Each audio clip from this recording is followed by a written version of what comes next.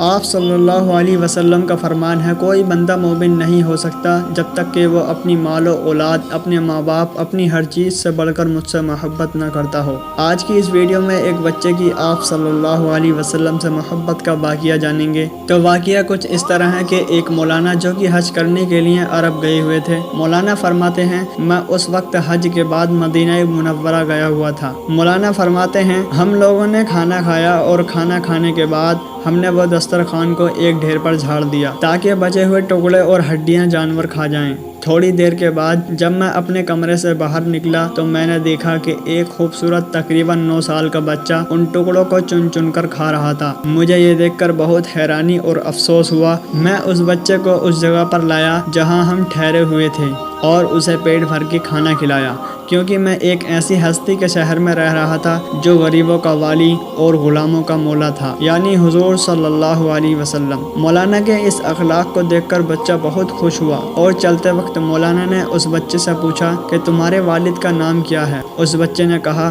میں یتیم ہوں۔ مولانا نے کہا کیا تم میرے ساتھ ہندوستان چلو گے؟ وہاں تم کو میں اچھے اچھے کھانے کھلاؤں گا اور اچھے اچھے کپڑے پہناؤں گا اور اپنے مدرسے میں اچھی تعلیم دوں گا۔ جب تم عالم فاضل بن جاؤ گے تو میں خود تم کو تمہاری والدہ کے پاس لے کر آؤں گا اور تمہیں تمہاری والدہ کے سپرد کر دوں گا۔ لڑکا بہت خوش ہوا اور اچھلتا کودتا اپنی والدہ کے پاس گیا اور جا کر اجازت لی۔ اس کی والدہ پہلے سے ہی اور بچوں کے خرچوں سے تنگ دست تھی۔ اس کی والدہ نے فوراً اس کو اجازت دے دی۔ بچہ واپس مولانا کے پاس آیا اور کہا کہ میں آپ کے ساتھ چلوں گا، میری ماں نے مجھ کو اجازت دے دی ہے۔ پھر وہ بچہ مولانا کی انگلی پکڑ کر مسجد نبوی صلی اللہ علیہ وسلم میں گیا اور وہ بچہ ٹھٹک کر رہ گیا۔